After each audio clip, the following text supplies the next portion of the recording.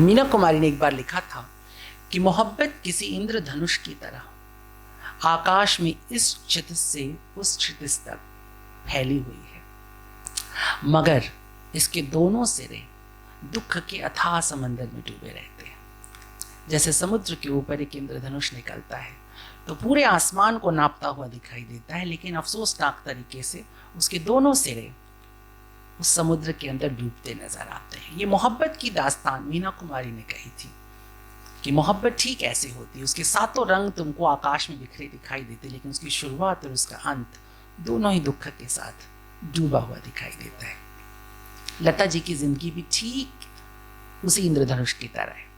उनकी जिंदगी की शुरुआत भी और उनकी जिंदगी का अंत भी दोनों ही दुख के समंदर में डूबा दिखाई देता है, लेकिन बीच में जो कुछ फैला हुआ है वो पूरे आकाश पर सतरंगा होकर के फैल जाता है। लता मंगेशकर ने संगीत का पूरा आकाश ढक लिया। ये आसान बात नहीं है। एक महिला होकर के पुरुषवादी समाज में अपनी हुकूमत चला ले जाना ये छोटी सी बात नहीं है। आप लता मंगेशकर को सिर्फ गायिका कह के खारिज नहीं कर सकते। लता मंगेशकर ने सिर्फ गाना नहीं गाया, पूरी सिनेमा की दुनिया कल भी और आज भी मेल डोमिनेटेड है। पुरुष ही वहां पे शासन करते हैं। भारत से लेकर हॉलीवुड तक जो पैसा टॉम क्रूज लेता है वो जूलिया रॉबर्ट्स नहीं ले सकती है, भले ही वो कितनी बड़ी स्टार हो जाए। जो पैसा शाहरुख खान या सलमान खान लेता है वो दीपिका पादुकोण या कैटरीना कैफ नहीं ले सकती, चाहे वो कितनी बड़ी स्टार बन जाए। लेकिन लता मंगेशकर एक ऐसी सिंगर थी जो सभी मेल सिंगर से ज्यादा पैसा लेती थी, कई बार तो म्यूजिक डायरेक्टर से भी ज्यादा पैसा। ये हिम्मत लता मंगेशकर की थी कि जिस जमाने में सिनेमा में पर्दे के ऊपर गायक गायिकाओं के नाम नहीं आते थे, सिर्फ फिल्म एक्टर्स के नाम आते थे। अगर आपको पुराना कहीं से रिकॉर्ड मिल जाए पुराना, तो महल फिल्म जिससे लता जी इतनी मशहूर हुई, आएगा आने वाला, उस गीत से अगर आप उस रिकॉर्ड प्लेयर को देखेंगी तो उस पर लिखा हुआ है आएगा आने वाला गायिका कामिनी, क्योंकि उस फिल्म में मधुबाला का नाम कामिनी है। तो उस जमाने में जो फिल्म का कैरेक्टर होता था उसका नाम लिखा जाता था गाने के सामने। जैसे ही ये गाना हिट हुआ, जरा सोचिए उस वक्त लता मंगेशकर की उम्र कितनी थी, 16-17 साल, और पहला ही गाना भी हिट हुआ। घर में भी ठीक से खाने का बंदोबस्त नहीं है और लता मंगेशकर जिद करती हैं कि अब इस रिकॉर्ड पर मेरा नाम छपा जाएगा, अगर मेरा नाम नहीं इस रिकॉर्ड पर सिनेमा के पर्दे पे तो मैं गाऊंगी नहीं। आप जरा सोच सकते हैं, जहां कॉम्प्रोमाइज की इतने लिमिट तोड़ दिए जाते हैं, उस इंडस्ट्री में एक सिंगर जो अभी अभी आई है, अभी अभी एक गाना हिट हो रहा है, और इतने सिंगर अभी जिसको कह सकते हैं क्वींस बैठी हुई हैं सर पे, और वो एक शर्त रखती है कि ना, गाना तो मेरे नाम से आएगा क्योंकि इसे मैंने गाया है, और इसे सिनेमा एक्सेप्ट भी कर लेता है। लता मंगेशकर पहली सिंगर हो जाती है जिसका नाम आता है उसके गाने के साथ, और यहां से लता मंगेशकर स्टैब्लिश होती है। फिर आपको पता है रॉयल्टी की लड़ाई, रॉयल्टी लेने वाली अकेली सिंगर बनती है। राज कपूर जैसे व्यक्ति से लड़ जाती हैं जो उनके इतने करीबी थे, बी.आर. चोपड़ा से लड़ जाती हैं जो इतने बड़े उनके मुरीद थे। फेमस है राज कपूर का तो किस्सा बहुत फेमस है ना, जब राज कपूर ने उनसे कहा कि मैं यहाँ बिजनेस करने के लिए आया हूँ, मैं तुम्हें नहीं दूंगा रॉयल्टी, तो लता मंगेशकर ने कहा मैं भी यहाँ मूंगफली खाने के लिए नहीं आई हूँ, मैं भी बिजनेस करने के लिए, नहीं गवाओ मुझसे, जाओ तुम। रफी साहब के साथ गाना बंद कर दिया क्योंकि रॉयल्टी के मामले में। ठीक, तो ये मैं इसलिए कह रहा हूँ कि एक महिला होकर के, और जो आपने कहा वो बात कि उसके बाद फिल्म इंडस्ट्री जैसी जगह पर जहां महिला का जाना मतलब कोठे पे बैठने के बराबर ही माना जाता था, उस इंडस्ट्री में एक महिला जाती है, गाती है, और उसे मां सरस्वती कह के पुकारा जाता है। क्या ये हो सकता है? ये इतना आसान आपको लगता है? ये इंसान के बस में हो सकता है? सिनेमा की और इतना आसान भी नहीं था। लता मंगेशकर के अफेयर के किस्से भी उड़ते रहते थे, ये भी नहीं कि उनके अफेयर के किस्से नहीं उड़ रहे थे। कभी जय किशन के साथ उड़े, कभी जयदेव के साथ उड़े, राज सिंह डूंगरपुर के साथ उड़े, बहुत लोगों के साथ उड़े, कईयों ने तो मदन मोहन के साथ भी उड़ाया, ठीक है। लेकिन बावजूद उसके अल्टीमेटली लता मंगेशकर मां सरस्वती रह जाती है। आप जरा समझ सकती हैं उनकी ताकत। तो जो मैंने कहा कि इंद्रधनुष पूरे आकाश पर, वैसे ही लता मंगेशकर सिनेमा के पूरे आकाश के ऊपर छा जाती हैं। और जैसे अमिताभ बच्चन के बारे में कहा जाता था वन मैन इंडस्ट्री, वैसे Lata Mangeshkar one lady industry हो जाती है। सिंगिंग, गाना मतलब लता मंगेशकर। रिकॉर्ड बिकेगा ही अगर लता मंगेशकर ने गा दिया। लता मंगेशकर ने गा दिया तो रिकॉर्ड बिक जाएगा।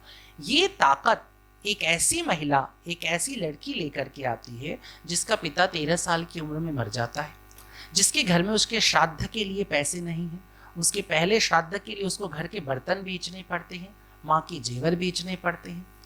ऐसी लड़की जो मुरी यानी कि फरवी चना खा खा करके बरसों तक जिंदा रहती है, वो लड़की दुनिया का एक बेहतरीन हॉस्पिटल बना करके देती है, दीनानाथ मंगेशकर अस्पताल, जहाँ गरीब लोगों का मुफ्त इलाज होता है।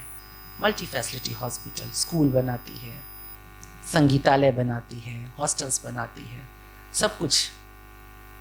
क्या आपको लगता है कि एक आसान चरित्र से होता है? नहीं, ये एक मौलिक चरित्र से होता है।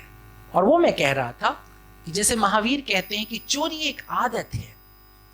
तुम अगर समय से चोरी करने लग जाते हो, यानी समय चुराने लगते हो, तो तुम एक दिन पैसे भी चुराओगे, एक दिन तुम जेब काटोगे किसी की, क्योंकि चोरी आदत में शामिल हो गई है। कोई भी बुराई तुम में कहीं से भी अगर घुसी, वो किसी भी रूप में उतरेगी, लेकिन अंत में अपने बड़े रूप तक जाएगी ही जाएगी, कोई उसको रोक नहीं सकता है।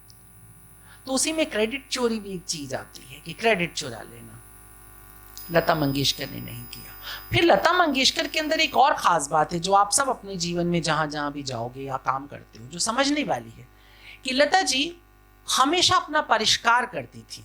सीखने की गति उनसे कभी भी छोटी नहीं, वो हमेशा सीखती रहती थी। मतलब लता मंगेशकर को जतिन ललित जैसे और आनंद मिलिंद जैसे लोग भी कहा करते थे कि गाना गाना है, तो पूछती थी कैसे गाना है। मैं पिछले दिनों एक इंटरव्यू देख रहा था, विजेता पंडित, सुलक्षणा पंडित एक सिंगर आई थी जिन्होंने बहुत आरोप लता जी पे लगाए हुए थे। विजेता पंडित फिल्म एक्ट्रेस थी और सिंगर भी थी।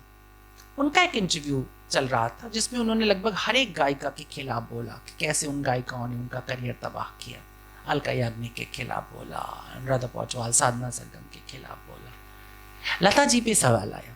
मैं उम्मीद कर रहा था कुछ लता जी के खिलाफ आना तो बहुत ही स्वाभाविक है, लेकिन हैरत अंगेज तरीके से उन्होंने लता जी की तारीफ की। उन्होंने ये कहा कि लता जी ने मेरा कोई गीत नहीं कटवाया कभी। उल्टा ये हुआ कि मेरा एक गीत था जिस गीत को पूरा कंपोज किया गया, लेकिन प्रोड्यूसर ये चाहते थे कि ये गाना लता जी गाएं, तो मेरा पूरा रिकॉर्ड गीत लता जी के लिए होने को हुआ। तो उनके पति ही उसका म्यूजिक डायरेक्शन कर रहे थे, आदेश श्रीवास्तव। तो आदेश ने जाके कहा कि ये गाना तुम्हारा कटना पड़ेगा क्योंकि इसे रिप्लेस किया जा रहा है। तो विजेता कहती है उस इंटरव्यू में कि मैंने पूछा कौन गाएगा, तो उन्होंने कहा कि दीदी से। तो बोले दीदी गाएंगी, फिर तो बात ही खत्म हो गई, मेरा गाना दीदी को गाना है। एनीवेज, कहानी का ट्विस्ट कहाँ पर है? ट्विस्ट ये है कि लता मंगेशकर जब स्टूडियो में पहुँचती हैं और जब गाने पर आती हैं तो कहती हैं कि हाँ वो डबिंग सुनाओ मुझे।